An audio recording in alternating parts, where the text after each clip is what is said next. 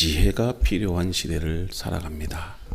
과거에는 지식만 있어도 어느 정도 세상을 사는데 별 어려움이 없었지만 요즘의 시대는 지혜를 가지고 지식을 가지고는 살 수 없습니다. 오히려 지혜로운 사람이 더 형통하고 더 멋진 인생을 살아가는 경우들을 우리는 많이 봅니다. 정보는 많은데 사람은 더 불안해합니다. 선택은 많아졌는데 무엇이 옳은지 분별하기가 어려워지는 시대에 살고 있어요.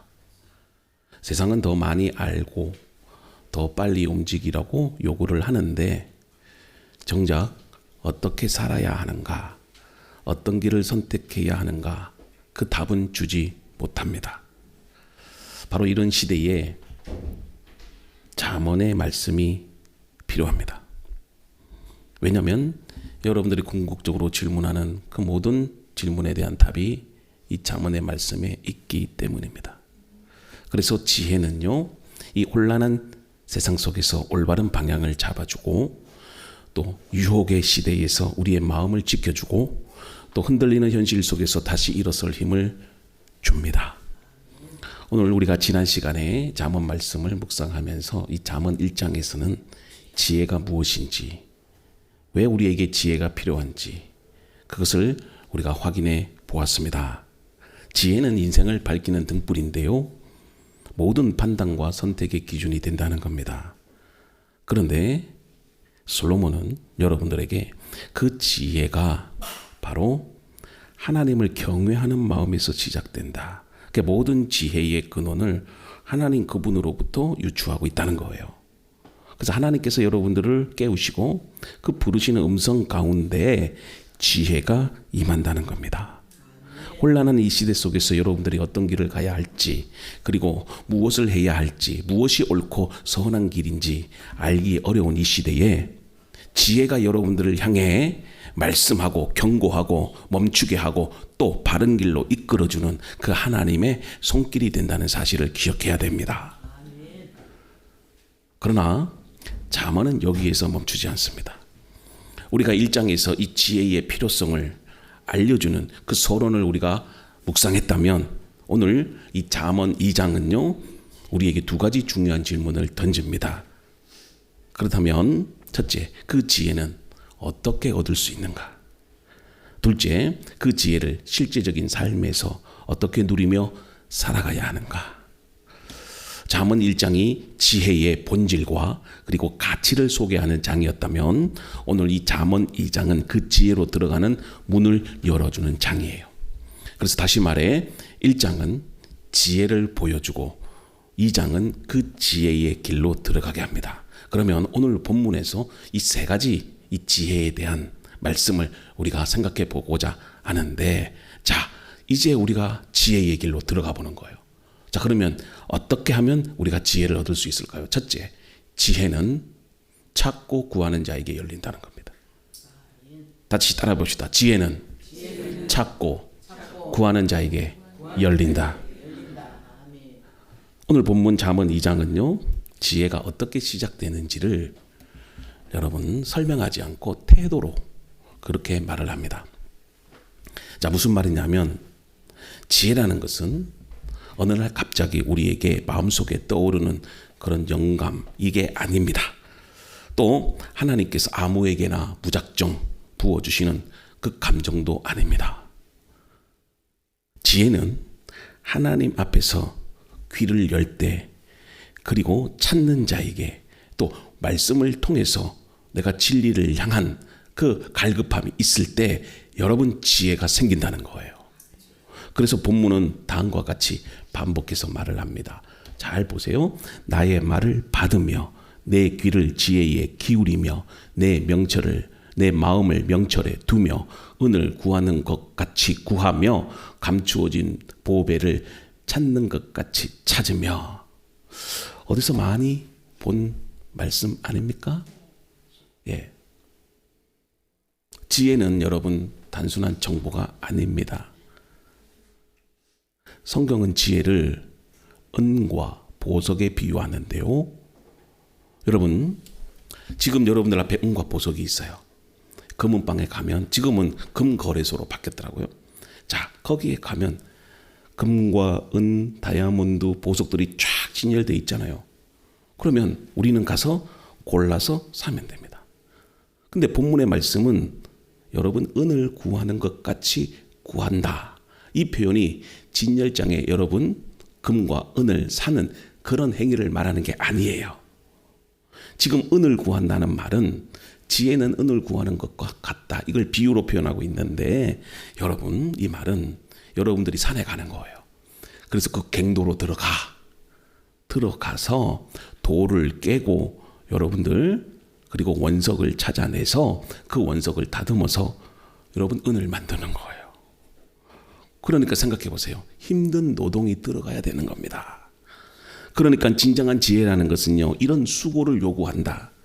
은이 그냥 여러분들에게 주어지는 것이 아니고 은을 찾는 광부와 같이 너희들도 그런 수고와 노력을 아끼지 말아야 된다는 거예요. 그걸 오늘 하나님께서 여러분들에게 가르칩니다. 자, 이 말씀을 한번 보세요. 전부 다 내가 하는 거예요. 너의 말을 받는 건 내가 받아야 돼. 또 내 귀를 어떻게 해야 돼? 지혜에다가 귀를 기울여야 됩니다. 또 내 마음을 어디에다가 둬야 돼요? 세상에 두지 말고 명철에 두고 그리고 구하면서 찾아야 되는 거예요. 그럴 때 지혜가 주어진다는 거예요. 이건 적극적인 내가 행동을 해야 된다는 겁니다. 여러분 오늘 우리가 신앙생활을 돌아보면 이 비유가 더욱 마음에 다 왔지요. 신앙생활이 점점 이제는 관람으로 바뀌어져 간다. 목사님이 설교하고 목사님이 찬양하고 목사님이 기도하니까 그냥 앉았다가 그죠? 예배를 보듯이 그렇게 예배를 드린다는 거예요. 사실 예배는 참여하는 예배가 돼야 되는데 이 한국 개신교의 예배는 참여하는 예배가 많이 없어요. 그 중에서도 참여하는 예배가 기도, 대표 기도 아니면 함께 찬송 부르는 거. 그 정도밖에 되지 않아요. 다 목사님이 이끌어 가잖아요. 그래서 사람들이 예배를 본다라고 하잖아요. 예배를 드린다고 안 하고 본다. 어떤 분들은 찬양이 감동적인지 설교가 재미있는지 평가합니다. 어쩌면 예배를 소비하는 태도가 익숙해져서 이제는요 말씀을 듣는 데만 익숙하지 목사님이 말씀한 그 말씀을 직접 붙들고 씨름하고 연구하고 묵상하는 게 없어요. 제가 다음 주에 한번 물어봅니다. 제가 다음 주에 지난주에 설교 뭘 했을까요? 그러면 다 몰라요. 자, 한번 물어볼게요. 지난주에 설교 제목이 뭘까요? 모르잖아요. 솔직히 말해서 지난주에 목사님이 설교한 거 한번 여러분들이 읽어본 적 있나요? 그래서 내년에는요 제가 구역 예배를 좀 하려고 하는데 구역 예배 공과를 지난주 목사님 설교를 하려고 그래. 네. 그래서 그걸 함께 나누고 묵상하고 문제도 풀고 제가 바빠질 것 같아요. 교재도 만들어야 되니까. 성경은 지혜를 얻는 길을 그렇게 설명하지 않아요. 하나님은 우리를 말씀의 구경꾼으로 여러분들 부르는 게 아니고 어떻게 말씀을 캐내는 광부로 부르시는 거예요. 밭에 여러분 예수님께서 그런 비유를 하셨잖아요. 밭에 보화가 감추어져 있어요. 그러면 그 감추어진 보화를 어떤 사람이 발견했어. 어떻게 해야 돼? 가만히 있으면 그게 내게 되나요?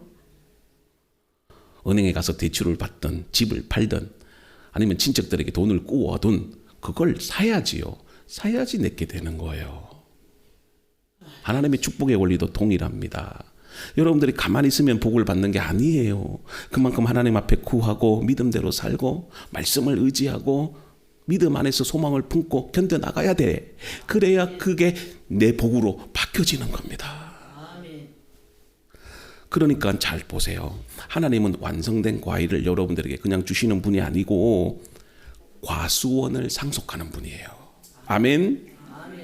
그래서 여러분 그 과수원을 내가 받았잖아요. 가만히 있으면 열매가 맺히나요? 아무리 몇몇 평 되는 밭을 줘도 여러분들이 그 밭을 갈아야 돼요. 갈 때 얼마나 힘듭니까? 10,000평이나 되는 밭을 한번 갈아보세요. 그리고 씨를 뿌려야 됩니다. 또 씨를 뿌리면 됩니까? 또 잡초가 자라요. 그러면 그것도 잡초를 제거하고, 또 뭐 멧돼지나 아니면 새들이 와서 그 씨앗을 먹으려고 할 때마다 또 막아줘야 되고, 또 키우다 보면 여러분 날씨가 또 짓궂어서 비바람이 불 때도 있잖아요. 그러나 그걸 견디어내면서 농사를 지어야 돼요. 그래야 열매를 맺혀요. 10,000평의 밭이 있어도 여러분들이 수고하지 않으면 열매는 없어요. 마찬가지입니다. 말씀에서 지혜를 얻는 일도 똑같은 수고가 있어야 돼요. 여러분들이 오늘 담임 목사님이 말씀을 전했다면 그 본문 잠언 2장을 갖고 한 주간 또 사는 거예요. 그 말씀을 묵상하고 또 그 말씀대로 순종하며 살아가려고 하고, 또 말씀을 묵상하다가 궁금하면 또 목사님한테 물어보기도 하고, 그래야 은혜 받고 그 말씀에서 보화를 캐내는 거예요. 말씀은 가만히 앉아 기다린다고 여러분들에게 주어지는 것이 아닙니다. 마음과 시간을 들여서 깊이 연구하고 또 들어갈 때에 비로소 보화를 발견해냅니다. 한 주간에 이 목사님 20분의 이 설교 갖고 살아간다는 것 그 자체가 여러분들 기적 아니에요. 저는 여러분들에게 보화가 어디에 있는지를 알려주는 거예요. 그러면 여러분들이 그 보화를 찾고 발견하고 내 것으로 만들어야 돼요. 아멘. 성경은 여러분들에게 바로 이 말씀을 하는 겁니다. 지혜는 광산이에요. 여러분, 광산은 보석이 보입니까? 보이지 않아요. 그러나 그 속에는 보석이 있어요. 원석 같은 보배가 끝없이 묻혀져 있습니다. 그래서 우리는 그 말씀을 묵상하고 되새기고 삶 속에서 시험하고 적용하는 과정이 마치 돌을 깨고 원석을 갈아서 보석을 만드는 것과 같다는 겁니다. 그 이야기를 오늘 지금 이렇게 하고 있는 거예요. 그렇게 해서 내가 지혜를 얻으면요, 그 지혜는 단단하고 결코 무너지지 않고요, 여러분들의 발걸음을 굳게 세우고 삶의 방향을 분명하게 알려주는 겁니다. 자, 이 부분을 설명할 때 떠올려보는 그런 예화가 있어요. 자, 어린 시절에 여러분들 아주 경치 좋은 데로 소풍 갔던 기억이 있죠? 엄마가 김밥하고 사이다 사주고 달걀 사주면 얼마나 행복한지 몰라요. 그때는 이 세 가지가 꼭 필요했잖아요. 김밥, 계란, 사이다. 자, 그러면 꼭 하는 게 뭐 있어요? 뭐예요? 보물찾기. 여러분, 똑같은 야외인데 어떤 아이는 보물을 잘 찾아요. 또 어떤 아이는 끝까지 찾지 못해요. 저 같은 사람. 차이는 단순해요. 찾는 태도예요. 어떤 아이는 돌을 들어보기도 하고요, 풀숲을 헤치고 의심되는 곳을 끝까지 확인해보는 아이가 있어요. 그런 아이들은 보물을 찾아요.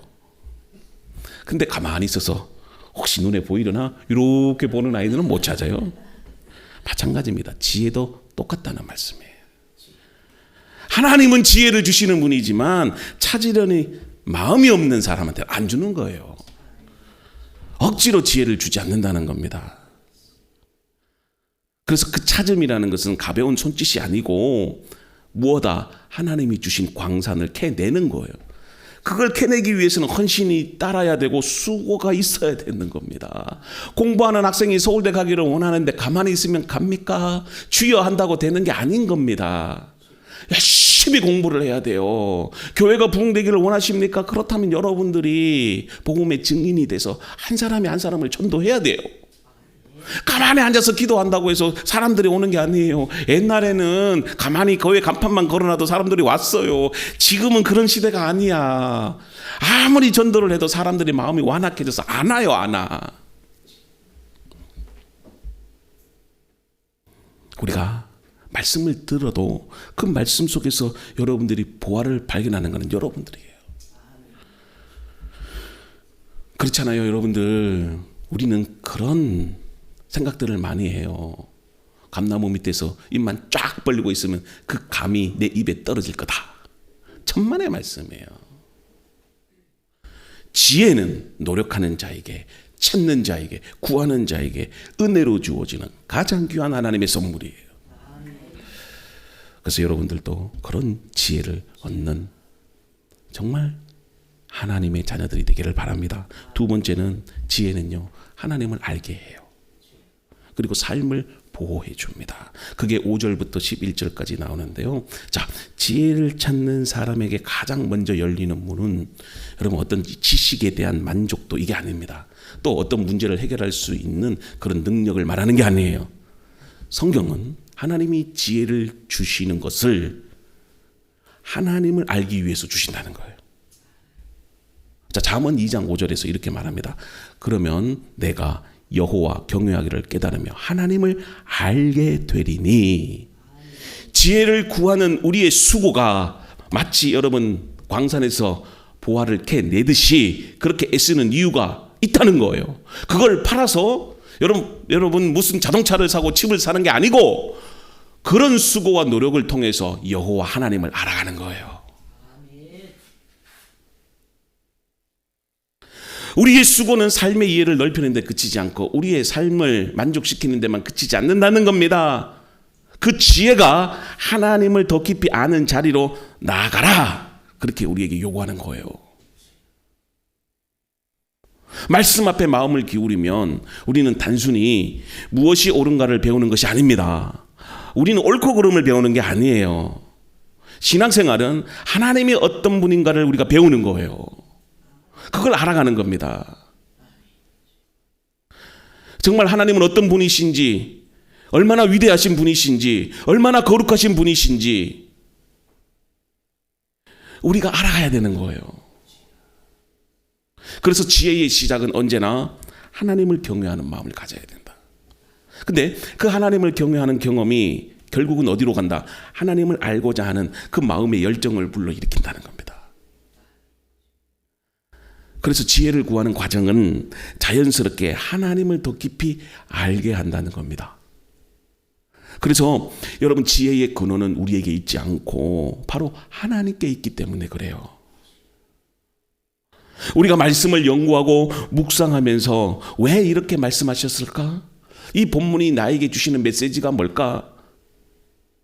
어떤 마음으로 우리가 이 말씀을 받아들여야 할까? 여러분들 질문해야 돼요.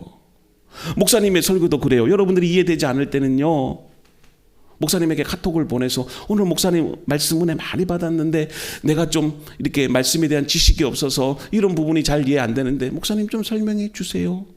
이 단어가 의미하는 게 뭘까요? 그건 여러분들이 해야 되는 거예요. 그러니까 우리가 이 말씀의 구조를 넘어서 말씀하시는 그 하나님의 성품으로 우리가 나타나야 된다는 겁니다. 그러니까 지혜를 우리가 찾는다는 것은요, 하나님의 마음을 찾아가는 거예요. 말씀 속에서 하나님의 생각, 하나님의 뜻, 그러니까 하나님이 원하시는 그 방식, 그것이 여러분들 드러나야 됩니다. 그럴 때 우리가 하나님을 더 깊이 알아간다. 그러니까 지혜는 여러분들이 어떤 어려운 문제가 있을 때 그것을 해결하기 위한 그런 능력이 아니고, 지혜는 결국은 하나님을 알아가는 바로 통로가 되는 겁니다. 그래서 지혜를 찾는 사람은 궁극적으로요, 하나님을 만나게 되고, 하나님을 만나는 사람은요, 하나님을 경외하게 돼요. 그래서 여러분 잠언의 그 흐름 속에서 우리가 한 가지 중요한 전환을 보게 되는데, 자, 그것은요, 우리가 지혜는 앞에서도 우리가 찾고 구하고 노력해야 되잖아요. 자, 근데 우리가 찾고 구하고 노력해도 궁극적으로는 어떻게 해야 된다? 하나님이 주셔야 된다는 거예요. 그러니까 하나님의 선물이라는 뜻이에요. 그러니까 잘 기억하세요. 여러분들이 우리의 수고와 노력과 헌신이 무의미하다는 말씀이 아니고, 우리가 구하는 모든 것들도 하나님이 주셔야 된다는 말씀이에요. 자, 그래서 6절에 이렇게 표현합니다. 여호와는 지혜를 주시며 지식과 명철을 그 입에서 내심이며. 이 말은 지혜가 어디서 나온다? 인간의 어떤 지식이나 생각이나 경험에서 나오는 것이 아니고 하나님의 입에서 나온다. 여러분들이 묵상하고 공부하고 수고하는 과정은 반드시 있어야 돼요. 그러나 그 수고만으로는 지혜에 도달할 수 없다. 무슨 말이냐면, 지혜는 하나님이 자신의 마음을 열어 우리에게 보여주실 때 여러분 열린다는 겁니다. 자, 예를 들어 볼게요. 어떤 문이 있어요. 집에 초대를 받았어요. 그러면 문 앞에 섰을 때 가만히 있으면 주인이 문을 열어줍니까? 안 열어주죠. 어떻게 해야 돼요? 띵동 똑똑똑 제가 왔습니다. 자, 그리고 나서는 기다려야 돼요. 어떻게? 주인이 안에서 문을 열어줘야지. 그렇잖아요. 잘 보세요. 내가 수고와 노력을 기울여야 돼. 그거는 문을 두드려야 돼요. 내가 여기 도착했습니다. 그래야 주인이 문을 열어줄 때 그 안에 들어갈 수 있는. 그러니까 두 가지가 필요하겠죠. 궁극적인 목적은 뭐예요? 그 안에 들어가는 건데 들어가기 위해서는 문을 두드려야 돼. 기다려야 되고 또 주인이 문을 열어줘야 돼. 두 가지가 필요하다는 거예요. 그러니까 하나님이 지혜를 주실 때 인간의 수고와 노력도 필요하고 하나님께서 문을 열어주는 은혜도 필요해야 되는 거예요. 그래서 제가 앞에는 전제로 얘기한 거고 지금은 하나님의 은혜가 완전하게 연결될 때 지혜가 완성된다는 겁니다. 결국 이 구절은 하나의 진리를 말하지요. 지혜는 인간의 열심뿐만이 아니라 하나님의 선물이 만나는 자리다. 그래서 본문은 지혜가 주는 유익을 다음과 같이 말해요. 자, 9절과 11절. 그리하면 내가 공의와 정의와 정직 곧 모든 선한 길을 깨달을 것이라. 지혜가 내 마음에 들어가며 지식이 내 영혼을 즐겁게 할 것이요 근신이 너를 지키며 명철이 너를 보호하며. 그러니까 잘 보세요. 우리가 지혜를 생각할 때 단순히 어떤 머릿속에 저장되는 정보라고 생각할 때가 많이 있어요. 어떤 삶의 이유를 아는 것으로 생각할 때가 있는데 그렇지 않다. 오늘 이 말씀을 통해서 지혜는 삶을 바로 세우고 마음을 붙잡아주는 실제적인 힘이 된다. 그래서 지혜가 들어오면요, 내가 어떤 길이 옳고 어떤 길이 피해야 할지를 우리가 자연스럽게 보이기 시작해요. 돈을 잘 버는 사람도요, 투자를 할 때 어느 종목에 투자를 하면 어떻게 하면 돈을 벌지를 알아요. 근데 돈이 아무리 많아도 그 길을 모르면 헛방이에요. 지혜는 바로 그런 거예요. 지혜는 우리에게 돈다발을 가져다 주지 않아요. 돈을 우리가 더 잘 벌 수 있는 원리와 방법을 알려주는 겁니다. 그래서 찾고 구하고 노력하면서 최선을 다하잖아요. 그때 하나님의 은혜가 임하는 거예요. 이 종목에 투자해라. 아니면 저 집을 사라. 이렇게 해라. 딱 기도하면 영적인 눈이 열리거든요. 네. 근데 영적인 눈이 아무 때나 열리지 않아요. 찾고 구할 때. 그럴 때 여러분 물질의 복을 받는 거다는 거예요. 그래서 공부 잘하는 아이도 다르잖아요. 맨날 노는 아이가 공부한다고 여러분 공부 잘하는 게 아니에요. 습관이 되고 진지함이 있어야 되고 노력을 해야 돼요. 그게 어우러져서 하나님의 은혜가 임할 때, 그럴 때 그 학생을 통해서 하나님이 큰 영광을 받으시는 겁니다. 지혜는 우리의 생각과 감정을 지켜주는 하나님의 손길과도 같아요. 그래서 마음이 복잡할 때 여러분 우리의 마음을 정리해 주는 게 뭐다? 지혜다. 그리고 여러분들 두렵고 힘들 때 내 마음을 단단하게 붙잡아주고 위로해 주는 것이 지혜다. 상황은 어려워요. 그런데 내가 마음이 무너지지 않는 이유도 바로 여기에 있어요. 하나님이 여러분들에게 지혜의 보호막을 세워주시기 때문에. 어느 공원에 두 그루의 나무가 있어요. 한 나무는 바람이 거의 불지 않는 그늘진 곳에 서 있었고, 다른 한 나무는요, 바람이 거세게 부는 그 언덕 위에 홀로 서 있어요. 사람들은 늘 언덕을 쳐다보면서 그 언덕 위에 있는 나무를 보면서 안타까워해요. 저 나무는 진짜 고생한다. 왜 저기에 심겨져서 저렇게 비바람을 맞으면서 저렇게 고생하는가. 저 가지가 금방 꺾이겠네. 그러나 시간이 지나면서 예상과 다른 모습이 나타난 거예요. 조용한 곳에 심겨졌던 나무는 조금만 바람이 불어도 크게 흔들리고 가지가 잘 부러져. 근데 늘 강한 바람과 싸워야 했던 그 언덕의 나무는 줄기가 더 굵어지고 뿌리가 깊어져서요, 폭풍에 와도 넘어지지가 않네. 어느 날 한 아이가 정원사에게 묻습니다. 정원사님, 왜 언덕 위의 나무는 저렇게 넘어지지 않아요? 그러자 정원사가 이렇게 얘기를 합니다. 강한 바람을 맞을 때는 나무는 쓰러지지 않으려고 하기 때문에 더 깊이 뿌리를 내린단다. 바람이 없으면 뿌리를 내릴 수가 없어. 지혜도 이와 같아요. 여러분들, 지혜는 여러분들을 문제없는 삶으로 데려가 주는 힘이 아니에요. 여러분들의 인생에 모진 비바람이 불고 바람이 불 때도 있어요. 그러나 지혜는 여러분들로 하여금 뿌리를 깊이 내리게 해요. 그 상황을 견디게 한다는 겁니다.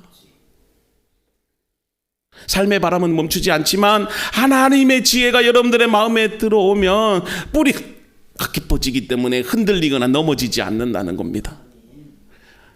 무엇이 선한 길인지 지혜는 보게 하고요, 잘못된 길에 들어갈 때 그 잘못된 길에서 여러분 돌아설 수 있도록 우리를 인도하고, 위기가 있을 때 여러분 우리가 지켜야 할 것들을 잃지 않도록 붙잡아 준다는 겁니다.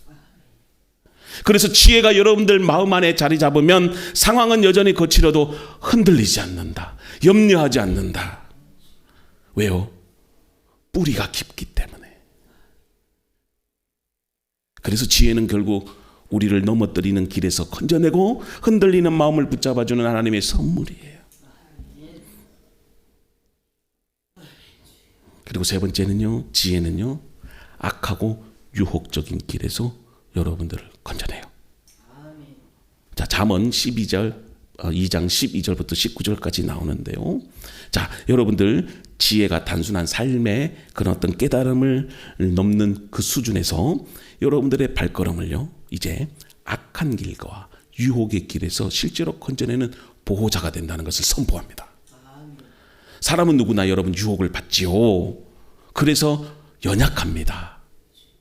감정은 순간적으로 흔들리고 또 욕망은 우리의 시야를 흐리게 하고, 악인의 말은 때로는 부드러운 초콜릿처럼 매력적으로 여러분들에게 다가오잖아요. 그래서 본문은 이런 인간의 약함을 전제로 해서 지혜가 왜 필요하고 어떤 역할을 하는지 매우 현실적으로 설명을 하는데, 바로 악한 자의 길을 비유적으로 묘사를 합니다. 음료로 비유로 표현하는데, 먼저 악한 자의 길이 어떤지 한번 보겠습니다. 13절과 15절에 나옵니다. 정직한 길을 떠나 어두운 길로 행하며 악을 행하기를 기뻐하고 패역한 것을 즐거워하며 그 길이 굽은 자. 이것은요, 단순한 도덕적 결함을 말하는 게 아니에요. 뭐 윤리적인 그런 모습, 비윤리적인 모습을 말하는 게 아니에요. 자, 보세요. 악한 자는 옳은 길을 알면서도 그 옳은 길을 안 가려고 하는 사람, 진리를 알면서도 그 진리를 거부하는 사람. 우리가 지나가다가 어떤 사람에게 만나서 예수 그리스도의 복음을 전해요.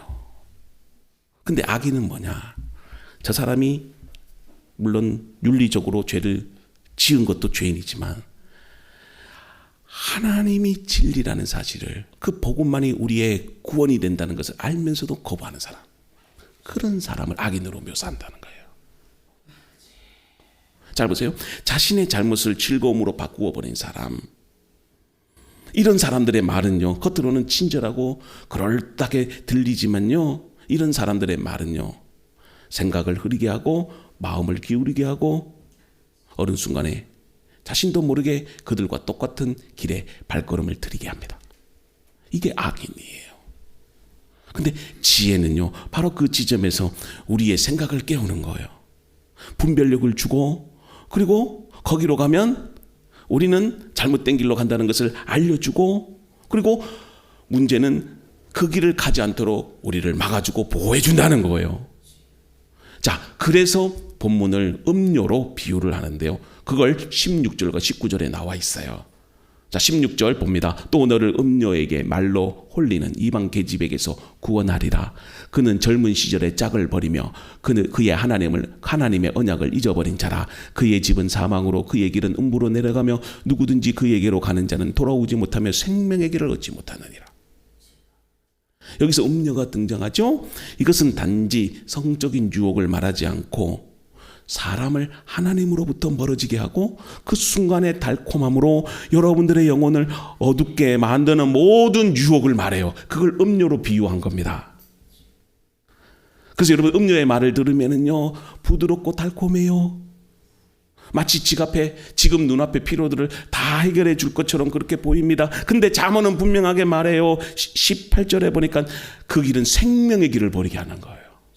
그의 집은 사망으로 갑니다. 유혹의 특징이 뭔 줄 아세요? 지금 당장은요 좋아 보이고 편해 보여요. 마음이 즐거워요. 근데 그 끝에 가보면요 허무해요. 아무것도 없어요. 결국 어떻게 된다? 하나님이 주신 생명이 파괴된다. 생명의 길을 얻지 못하는 거예요. 그래서 지혜는요 바로 이런 유혹의 본질을 꿰뚫어 보게 해요. 사람은 보통 유혹을요 문제로 생각하지만 지혜는 그 유혹의 뒤에 있는 더 깊은 목적, 영혼을 흔들어버리고 하나님과의 관계를 파괴해버리고 여러분들의 인생을 망하게 하는 것을 여러분 깨닫게 하고 보게 하는 거예요. 깨닫고 봐야지 그 길을 안 갈 거 아닙니까? 왜 젊은이들에게 이런 교훈을 할까요? 어르신들이 살아보니 그 길 끝에는 멸망의 길이더라. 근데 젊은이들은 뭐예요? 가본다는 거예요. 자기가 경험해 봐야 깨닫겠다는 거예요. 그게 어리석다는 겁니다. 그래서 지혜자의 말을 들으라 솔로몬이 간청하는 거예요. 그래서 자식들은 부모의 말을 들으세요.